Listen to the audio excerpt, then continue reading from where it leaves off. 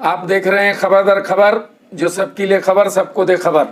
आज की सबसे पहली खबर मनपा आयुक्त द्वारा 187 करोड़ की बिलों का थर्ड पार्टी ऑडिट कराने के निर्देश बाबत, जहां मनपा आयुक्त डॉक्टर पंकज आशिया द्वारा लगभग 187 करोड़ रुपए की बिलों की भुगतान के लिए थर्ड पार्टी ऑडिट का निर्देश जारी होने के बाद मनपा को चूना लगाने वाले ठेकेदारों और उनको शह देने वाले मनपा के पदाधिकारियों के बीच हड़कंप मच गया है।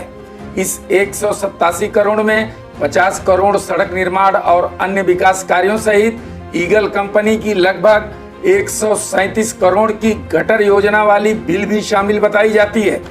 बता दें कि डॉक्टर योगेश महाशय के बाद बिलों की थर्ड पार्टी ऑडिट का यह दूसरा मौका है।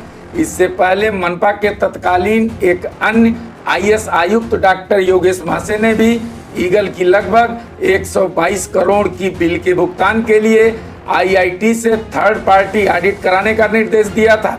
वैसे तो खेलने वाले थर्ड पार्टी ऑडिट में भी फिक्स डिपॉजिट का खेला खेल जाते हैं, लेकिन उस तरह नहीं जिस तरह बिना ऑडिट के 100% खेलते हैं। सड़क की लंबाई, मोटाई और चौड़ाई में ठेकेदार जमकर चूना लगाते हैं। भिवंडी में डामर के बदले काला तेल डालने का फार्मूला तो बहुत पुराना हो चुका है। अब तो बस सड़क पर छर्री छींट दो और चीट करके सड़क बनाने के भुगतान के तौर पर रुपए पीट लो। मालूम हो कि सड़क निर्माण सहित अन्य निर्माण कार्यों की गुणवत्ता सहित बिना काम किए या आधा अधूरा काम की बोगस बिलों पर अंकुश लगाने के लिए राज्य सरकार के नगर विकास मंत्रालय ने बहुत पहले से ही कार्यों की बिल की राशि, काम की गुणवत्ता और पैमाइश आदि की थर्ड पार्टी ऑडिट का निर्देश दे रखा है, लेकिन भिवंडी मनपा में इसका अनुपालन नहीं हो रहा था। हालांकि इस ऑडिट का डर दिखाकर संबंधित ठेकेदारों से अपने कमीशन की राशि बढ़ाने अथवा उसे ऊपर ही ऊपर सुलटाने का काम बदस्तूर जारी था, लेकिन मौजूदा आयुक्त डॉक्टर आशिया ने लेखा विभाग को नगर विकास मंत्रालय द्वारा जारी गाइडलाइन के मुताबिक ही तमाम प्रलंबित बिलों का भुगतान करने का निर्देश दिया है, जिससे ठेकेदार और उनके आका बिलबिलाना शुरू कर दिए हैं। जबकि इस बाबत मनपा आयुक्त डॉक्टर पंकज आशिया का कहना है कि यह फैसला राज्य के नगर विकास विभाग का है, ताकि कार्यों की गुणवत्ता और भुगतान में पारदर्शिता के साथ साथ फिर बाद में किसी को किसी प्रकार की कोई शिकायत का मौका ही नहीं रहे। लेकिन भिवंडी मनपा में इस पर अमल नहीं हो रहा था, क्योंकि ज्यादातर काम मनपा के नगर सेवकों के डमी ठेकेदारों अथवा उनकी ही कंस्ट्रक्शन कंपनी का होता है। इसलिए यहाँ यह कानून अर्थविहीन साबित हो रहा था।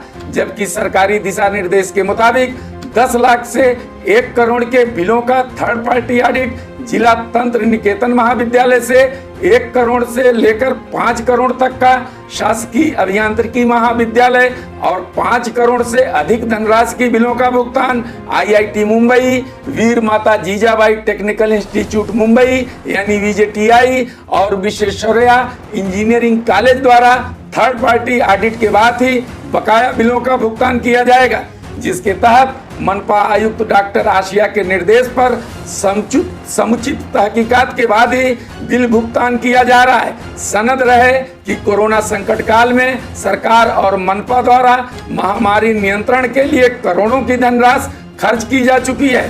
शहर के जागरूक नागरिकों का मानना है कि कोरोना महामारी की आड़ में मनपा की सत्ता पर काबिज दबंग नेताओं की शह पर भ्रष्ट अधिकारियों की मिलीभगत से ठेकेदारों ने खूब जमकर मनमाफिक अनाप शनाप बिल बनाकर भुगतान के जुगाड़ में लगे थे। लेकिन इधर उधर से आ रही शिकायतों के मद्देनजर डॉक्टर पंकज आशिया ने बकाया बिलों के भुगतान को लेकर कड़ा रुख अपनाते हुए थर्ड पार्टी ऑडिट कराने का आदेश दिया है।